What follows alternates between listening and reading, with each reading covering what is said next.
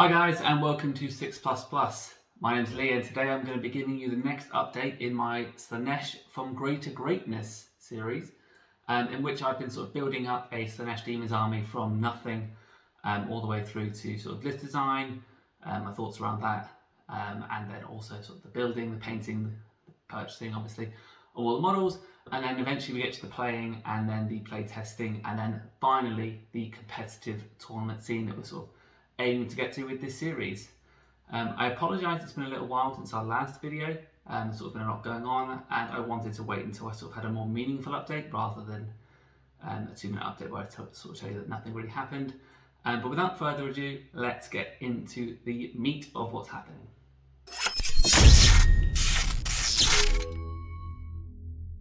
Right then guys, so I guess the first things first is what have I been working on, and despite sort of a number of challenges, I have been able to do quite a lot in the time. Last time we spoke, the last things I had finished were the Contorted Epitome that I was quite happy with, and also another Keeper of Secrets. Since then, I've been able to do another Keeper of Secrets. I've done this one in the same sort of style, but I have done the sword slightly differently, and the reason I've done that is just to give me some flexibility around sort of choosing relic options, so they're both different enough that they could be easily identified, and that's something that I wanted in the list anyway. So sort of if I'm looking at one keeper or another, you can quite easily tell sort of by referencing the sword colour which they are. So I've done this one a nice red colour, which would work nicely for, again, a relic, or just to stand out separately from the blue one that I'd previously done. This one as well, I've also magnetised the secondary weapon. So this one at the moment has the Shining Aegis on it, which, as if you've seen the other videos, you know that I like. That's just because for an extra 10 points you'll get a 6-up Feel No Pain and a 5-up Feel No Pain against mortal wounds, which it does help to enhance the survivability of the model. So it will come on later to whether or not I think that's still the best choice or not, given sort of some of the experiences that I've had. I've also managed to do Shalaxi Hellbane as well. So Shalaxi is another essentially Keeper of Secrets, just with a different profile for weapon and sort of some special rules as a named character. That does mean obviously she can't take any relics, but she does have some very good rules to make up for that as well. The one downside, I guess, being you can't take her as an exalted Keeper of Secrets, and again we'll come on to some of those buffs later and how they've sort of been working for me. But I think at the moment she's still good enough with the innate rules that she's got to make her worthy of the list. And then finally, the last thing I've been working on is the first 10 Demonettes. I've got sort of 10 finished now. As I mentioned before, I wanted to do them before starting on the more fun projects, and that's just because they aren't quite as fun to do as a Keeper of Secrets or something like that, and so I wanted sort of to make sure I did some before doing any more of those. So I do have 10 finished now. That does mean I've still got 30 left to do for the original list, but yeah, I've got them ready and they're sort of partly built. It's just a case of actually sort of painting them now. So guys, that means that in total I have painted 1,460 points of my Slaanesh Demons. That's pretty good. Again, I'm pretty happy with sort of 3/4 done now. The remaining pieces to do are some more Demonettes, as I've mentioned, some Fiends, and something I've actually looked at changing the list a little bit, having sort of seen their success elsewhere, which is to put in some Chaos Furies as well. I really like the models for what they do, not oversold on how they actually look, to be totally honest with you. However, what they do is they are a fast infantry unit that can perform actions. You can deep strike them if you want to for CP. They don't take up a huge amount of board presence, so you can drop them in. You can usually find a good slot for them. They're only 5 bases, and also they just give your opponent. They're so cheap. They're 45 points, so it's just 5 models that if your opponent doesn't deal with them, then you sort of have free reign of the board if you're trying to get some board control based secondaries, or to perform any actions that you want to do as well. And obviously anytime they're not dealing with your real threats, your Celeste and your Keeper of Secrets, there's every chance that you're sort of closing that gap and sort of dominating the mid board, which is exactly where you want to be. So other than the Chaos Fury, so now I have 10 of those, I haven't bought anything else. So it's been, I feel like I've got basically all of the army together now. And there are some things I've looked at, so like the Mask of Slaanesh in particular, but I feel like I'm not running enough Demonettes to make that worth it. If you're running the Mask and you think that the Mask is worth doing, then do let me know. I'd be interested. I'm not sure it is, like I say, in my list. But yeah, worth thinking about. All right then, guys. So I guess the only other thing that I really wanted to share with you is actually some gameplay experiences that I've had. If you've been watching the channel, you'll have seen that we've started a new series called the Me versus I, and that's a sort of a testing ground for us to play against ourselves to figure out, I guess, if we like the way a list is working, if we think that we need to change anything, add anything, and that's been really good actually in helping me to understand how to play the army. I'm certainly not an expert yet, but it's been really helpful for me to understand sort of how they work. I've always felt like the army would be really, really quick and sort of able to control the board, but I was always concerned whether they would have the staying power. So these sort of Me versus I battle boards are really good for that, just sort of getting a feel against the other armies that I own. So sort of I do know most of their rules already, which has been obviously a lot quicker than trying to do it from scratch. I've done 2 Me versus I games now with my Slaanesh list, one of which was against my own Chaos Knights. That was closer than I thought it would be. We didn't actually, well, I did record that one, but we didn't put that one live just because of the way the game went. And obviously some of the video wasn't that great either. But what happened essentially in the game was that the Slaanesh were just far too quick for the Knights. The Knights didn't roll very well either. And what actually that proves to me was how powerful it is to fight first. So even when sort of the Knights were getting in, they could be tied up by like the Fiends. And then they would either have to dedicate the power, their sort of stomping power, to killing the Fiend so they could then fall back in the next turn, or into the Keeper. So it didn't really, there was no good option for them, and just not having the ability to control the primaries just makes the Knights are in a really, really bad spot to begin with anyway. If you're interested in that game, I ran one of the Knight Tyrants and 2 other big stompy Knights with sort of dual weapon loadouts of Avenger Gatling cannons and thermal cannons, which I really thought with the Gatling cannons and the Flamers I'd be sort of getting through the Slaanesh a lot more, but in the end, by the time the game had actually come to a finish, I think I'd lost the Fiends and a squad of Demonettes. That reminds me, I did also have at least one, it's been a little while now, War Dog in there with autocannons. Again, that was more trying to sort of overcome the difficulties the Knights have in being in enough places. I did try to sort of give them the best options with the Warlord trait to give you sort of objectives secured for 10 models, which did help. But again, it was pretty much a blowout for the Slaanesh. And as a result, I don't feel like I actually learned anything in that game. Like I say, I kind of knew how fast the army was, and it sort of hit as hard as I expected. Obviously, Knights being toughness 8 was interesting because the Keepers with the swords are only strength 8. So whilst winning them on 4s, which actually meant it did take more combat than I thought to take them down. Obviously, I had the Herald in Celeste there, but I couldn't always get close enough to be wounded on 3s anyway. What that did teach me, I suppose, is the value of having Shalaxi in the list.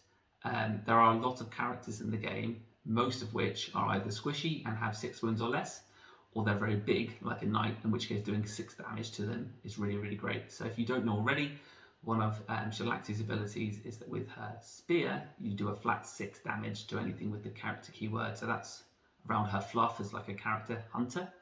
You can also heroically intervene 6 inches.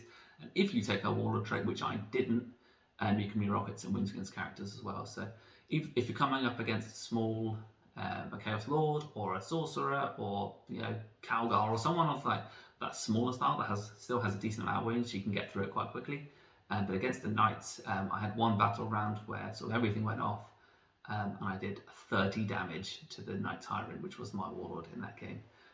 So yes, it was evidence to me then, I think, that the Shalaxi, sort of the extra 10 points for Shalaxi is worth it despite the buffs that you can't get for being exalted.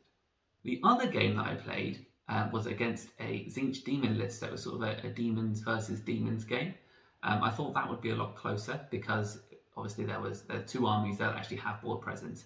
And what I felt like what I was going to have is one army that was really quick and caused a lot of damage to the other one, but at the same time one that was quite resilient either in terms of the number of bodies that it had or in the sort of the models themselves. So if you haven't seen that, I don't want to say too much about it. I would recommend just taking a watch of the video. Keep in mind that was the first sort of real game I've ever sort of played with the Slaanesh. So there are some things I absolutely get wrong in that, but obviously it's a learning experience for me, and that's the reason why we're doing that series anyway. That was a much closer game than I thought it would be. I think some of the abilities that I thought would be powerful in that game weren't. So, for example, there was no sort of value to me in that game of the fiends trapping things in combat or anything like that, because there wasn't really much coming at me in the form of shooting. I still think that's a really powerful mechanic that I would use in other games. I guess in terms of the killing power, there were some really funny rolls in that game, so I do recommend you watch it. I guess I don't want to give away the result either, but I will say that the list played again like I thought it would, and it does score very well on the primaries and the secondaries. I will say I did notice in that game that I felt like the back of my board was quite exposed. Again, not against this army because there wasn't much in the way of shooting or sort of deep strike or anything indirect. However, I do feel like a little bit exposed on some of the sort of the backfield primary objectives, and that's just because I don't have the bodies to sort of sit there and allow that to just to sit there and hold those objectives, which means either I'm potentially giving up really valuable primary points, and that's really where the game is won and lost, or I'm having to hold back quite expensive units to sort of double up on that, and we'll come on to that a little bit later as well. Now, I have been able, thanks to the rules around coronavirus and support bubbles, I've been able to play one sort of genuine competitive game with the Slaanesh. The caveat to that is that not everything in that list was Slaanesh Demons, and that's purely because I wanted to field everything that was painted, and I didn't have enough to do that. So you've got quite a healthy Slaanesh Demon contingent, and the rest of it is made up for by some Tzeentch. That's a game I play against Tyranids that we are yet to release, but will be coming sort of relatively soon, that I sort of hope you can all watch. And in that, again, it's 3 keepers, so 2 keepers in Shalaxi with the exalted traits. One of them is the 4-up invuln, one is the -1 to wound, which I think are the best 2 if you're going to choose them. And in that game, actually, because I've magnetized some of the keepers, I ran them with whips instead of the ages. And to be honest, I was actually quite impressed with the output. So neither of them were the relics; they were just the standard whips. But with that in mind, there were some occasions where, particularly coming up against this with a lot of bodies, you know, the keepers, good as they are, they don't have the output to actually get through a huge number of bodies. They're sort of good at taking down like tanks and knights and big characters and stuff like that. So just have those extra 6 attacks was really helpful, and I think it's something that I will consider running more often.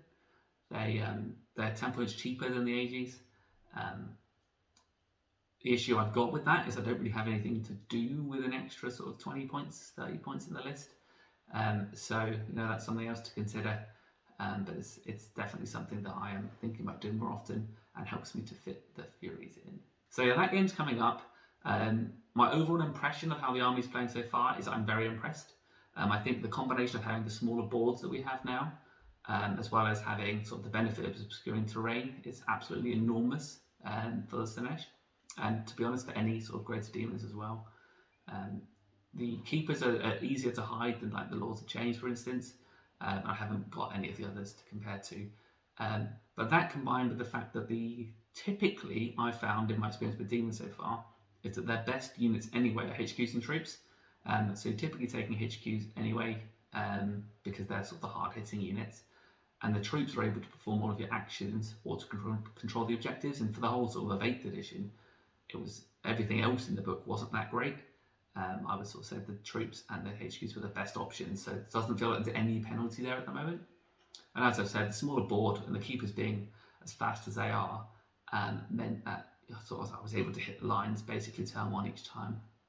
I did go second in some of those games, which, to be honest, I don't think is such a big problem, because what that does is invites the opponent onto you, and then you can get them engaged in the middle.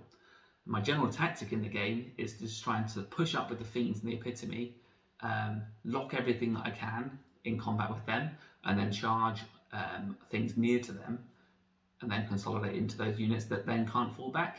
Then hopefully in then my opponent's turn have the ability to clear out those units, and then in my turn I'm free to move, advance and charge again, and that gives me sort of ball control, stops them from being able to fall back or anything, perform any actions, get in the right places. and sort of just gives those keepers a bit extra protection as I go through the game. But yeah, take a watch when it comes out. Let me know what you think. But yeah, overall, very pleased with how the list is performing. So yeah, from a secondaries perspective, I've been enjoying engaging on fronts. I think the army is very quick. It sort of lends itself to doing that. Some of the mission-specific ones are okay. I sort of take those on a case-by-case basis. Again, any time around holding a number of objectives, I'm sort of becoming less inclined to take those, just because I have, like I said earlier on, there's not that many units I can afford to leave dotted around. And the other one I've been really enjoying is mental interrogation. That's just because I have so many psychers in my list. There's quite often a chance for me to get 3 points a turn, and then there's no downside if I've got the redundancy elsewhere, and you can still advance and you can still charge and you can still fight. So unlike some of the other action-based secondaries, there's sort of no downside to that. So that's all the games I've played so far. I'm going to continue with the Me versus I series, and I probably will do a game against either my Thousand Suns or my Chaos Space Marines next. That should be interesting because the Thousand Suns in particular have ways to sort of fall back out of combat even if they're trapped in, i.e. Dark Matter Crystal or Cult of Duplicity Sorceress Facade, both of which you can sort of fall back from combat without having countered at all in back. So they're basically teleporting out of combat, which will be really interesting. And either one of those lists would have a lot more shooting in it than what I've dealt with so far in the Me vs. I series as well. So we'll be looking forward to that very soon. Right then guys, that about wraps me up for this edition of From Grey to Greatness. I hope you've enjoyed the update, and I will hopefully see you again very soon, and in which time I will have hopefully painted some more Demonettes and some Fiends, which again takes me back to almost the 2,000 points when it's done, along with those Chaos Furies. If you have any suggestions about any other units that I should consider that I've kind of overlooked, then please do get in touch. You can either write to us on our Facebook page, you can comment on the video below, and we will always come back to you. Some of you have already reached out to us, and that's great. We really enjoy that conversation, so just please keep it up, and I look forward to seeing you next time. Cheers, guys.